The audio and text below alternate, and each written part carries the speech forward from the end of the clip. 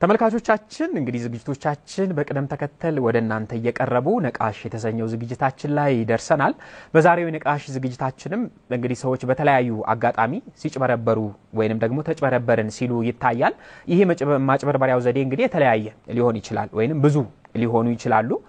ብዙ ጊዜ አናውቅም መንገድ አሳዩን ወይንም ደግሞ የሆነን ነገር አላወቅንም በሚል ሰዎች ምስኪን መስለው ወደ ሌሎች ሰዎች በመቅረብ የማጭበርበር ድርጊቶችን የሚያከናውኑባቸው አጋጣሚዎች አሉ።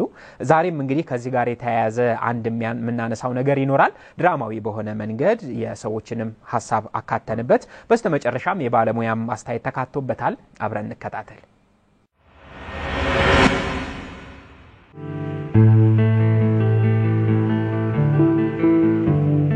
ለመሆኑ መቼ ነው ወደ ሀገር ቤት የምትሄደው ወንድም አለ? ታለም እንደው ትንሽ እንደው ምናውቄ ከሰብ አድርጌ ፈረንካ አገኛለሁ ገንዘብ አገኛለሁ ብዬ ነበር። ያው አልሆነም። አንቺ ይሄንማ ሁሌ የምትነግረኝ አይደል እንዴ? እኔ መሳፈሪያ ሰጣለሁ አላልኩም ነበር? ምን አለ ብትሰማኝ? እሬኬኝ ታለምዋ ውጭ አርገ ስቀልብኝ ከርመሽ እንደገና አሁን ገንዘብ ታንቺ መካፈል ኧረ አይሆንም። አይ ምንም ችግር የለም። እኔ እሺ በለኝ እንጂ መሳፈሪያውን እኔ ሰጣለሁ። ወደ ሀገር ተመለስ ባክ። እንደው የለም ታለምዋ ማታ እሱ ላይ የደወልሽልኝ ቁጥር እስቲ ፈልገሽ አውቂና ደውለሽ ስጪኝ። ማታ የደወልኩልኝ ቁጥር? አዎ ደውለሽ ስጪኝ። አንድ ባልንጀራ ያለ የማታ ነው። እንደው ምን አለሽ ብትለኝ እንደው ጠራላው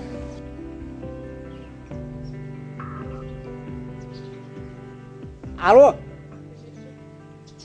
ተስፋዬ አዎ ደህና ነኝ። በቀደሙ ስፍራ ነው ያለው መንደር መጣሁ ጠብቀኝ። እሺ መጣሁ ጠብቀኝ። ታለምዋ የት ነው የምትሄደው? ስራ ሳላገኝ አልቀርም መሰለኝ። መጣሁ።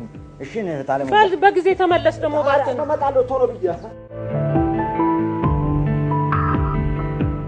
ነገሩ ነው እንጂ ያንተ ነገር ከተማ ራሱ እሺ አያስማማው። እኔም ከሀገሬ ስወጣ ይሆንልህ መጀመሪያ እንደዚሁ ብዬ ነበር። በኋላ እባካችሁ ሌቦኝ ዘርፈውኝ ነው እርዱኝ እያልኩ ለመንኩና አንድ ቀን አንድ ሰውዬ መጥቶ አንተ ያን ሁሉ ገንዘብ ሰብስበ አገሬ እመለሳለሁ ያልከው እዚሁ ለመቅረት ነው ብሎ ሲቆጣኝ አባቴ ሙት እንደው እርግፍ አድርጌ ተውኩት። እኔ ምን ሆነና ስራ አገኘህ? አንዱ ግቢን ጠብቀልኝ አለኝ። እኔማ መቼ ውጭውን ለምጄ ከዛ የ2 ወር ደሞዜን ተቀበልኩና ጥዬው ወጣሁ። ለኔም እኮ ስራ ፈልግልሃለሁ ብለኸኝ ነበር። አገኘህልኝ? እሱማ ብዬህ ነበር። እንግዲህ ወዲያው ስራው አይገኝ። እኮ ሀገሬ መሳፈሪያ እኮ አገኘሁ እኮ ይበቃኛል። አያስማማ ምን ነው? እኔም እኮ መጀመሪያውኑ ነግሬህ አልነበረም? መጀመሪያውኑ አገሬ መመለሻ እያልኩ ስለምን ቆይቼ ነው ገንዘብ አታላኝ የቀረሁት። ታው ወዲያጄ ታው ቆይ ቆንጆ ስራ አለ። ምን? እቃ መሸጥ። ከዚያ ላይ አንተ ቆንጆ ትርፍ ታገኛለህ። ናማውዲ አረ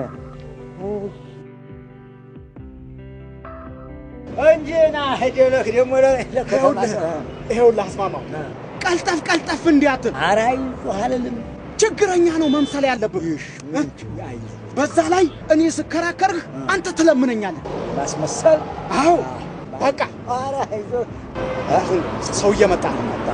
ያዝ በቃ ባሪፍ አይ ሞባይል ይሄድማ አተላለው በቃ ለምን አትሸጥልኝም? እኔ እኮ ስለፈለኩት ነው ቃውን። አረጋኝ አንተ የኔ እኮ ወርቅ አላገኘሁትም እኮ እኔ ቸግሮኝ ነው እንጂ እንዴት ያለ ነገር ነው? እሺ ትንሽ ቀንስልኝማ። 3 እጥፍ ነው እኮ ቀነስኩልህ። ሰውየውን ሰማኸው? ሰምቻለሁ። እና ምን አሰብክ? እባክሽ መንገድ ላይ የተገኘ ሁሉ ዕቃ አስተማማኝ ነው። ምን ችግር አለው? ቼክ አድርጎ መግዛት ነው። ይልቅ ያ ሰውዬ ሳይገዛ ቶሎ እንጠይቀው። አልሽ ምን ቸገረኝ? ቢቸግረኝ ነው እንጂ ያልሸጠው ነበር። እንዴት አለ ሞባይል? አረጋኝ እንዲህ ያለ ሞባይል አቤት ይችላል።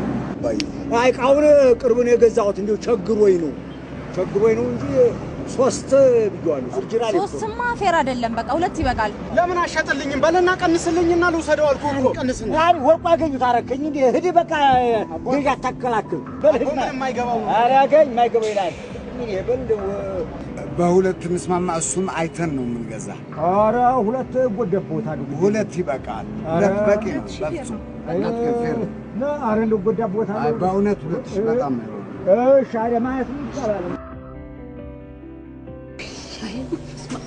ما بيجي አንተ ትንሽ አረቀ ይጠብቂ ምን ሆነሽ ነው እንደዚህ የምትጣደፊ ልትሄጂ ነው ኧረ እባክሽ ተይኝ አሁን ተደውሎልኝ ነው እኮ አስማማ ፖሊስ ጣቢያ ነው አሉ ያለ ምን አድርጉ እኔ ምን አውቄ የተበላሸ ሞባይል ሲሸጥ ተገኝቶ ነው አሉ አትይኝም ተይኝ እስኪ ምን እንደሚሻለኝ እኔ እንዴ ታዲያ አብረን እንሄድ ምን ብቻሽ ትሄጃለሽ ኧረ ማስረሻለሽ ምን ችግር አለ በቃ ነው ያቶሎ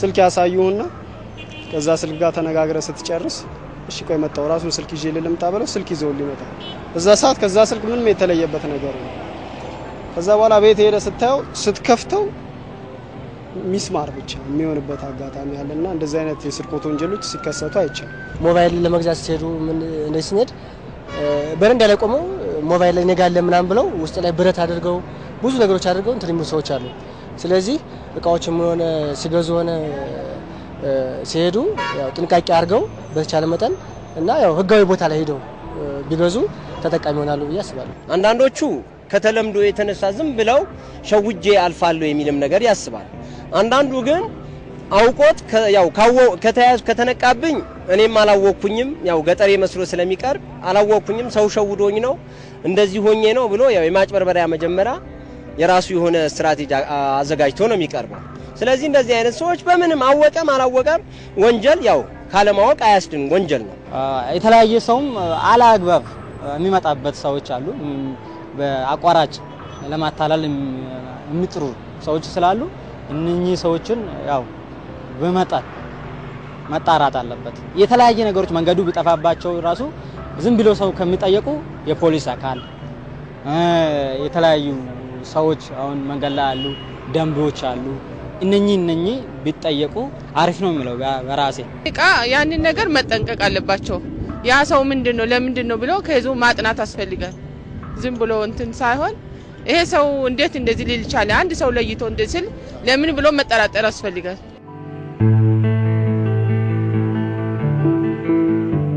እንደ ወንጀል የሚያስጠይቅ ይመስላል በደንብ ያስጠይቃል ባንቀጽ 665 ላይ ንዑስ አንቀጽ 1 ላይ የወንጀል ህጋችን እንደሚያስቀምጠው የተሻሻለው በ1997 የወጣው የወንጀል ህጋችን ባንቀጽ 665 ንዑስ ቁጥር 1 ላይ ማንም ሰው የማይገባውን ጥቅም ለሌላ ሰው ለማግኘት ለራሱ ለማግኘት ወይም ለሌላ ሰው ለማስገኘት ተንቀሳቃሽ የሆኑ ንብረቶችን ወይም ከማይንቀሳቀሱ ንብረቶች ላይ እነኚህ ተነጥለው የሚንቀሳቀሱ ንብረቶችን የወሰደ ለራሱ ያደረገ ወይም ከራሱ ንብረት ጋር አንድ ላይ ያስቀመጠ እንደሆነ ያው የስርቆት ወንጀል ነው ብሎ ህጉ ያስቀምጧል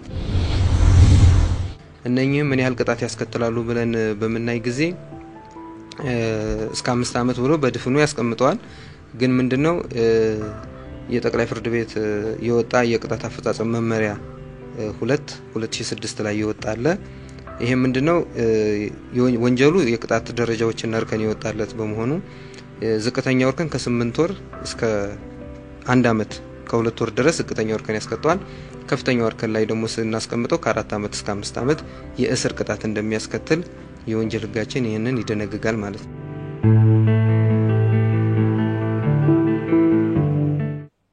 የተወደዳችሁ ተመልካቾቻችን የዛሬው ዝግጅቶቻችን ይሄንን ይመስሉ ነበር ስለተከታተላችሁን እናመሰግናለን ሳምንት በተመሳሳይ ሰዓት በሌሎች ዝግጅቶች እንገናኛለን ማሙሽ ጠኑ ፕሮግራሞቹን ስመራ ቆየው ከመላው የስቱዲዮ ባለሙያዎች ጋር በጋራ በመሆን ማለት ነው እስከ ሳምንት መልካም ሳምንት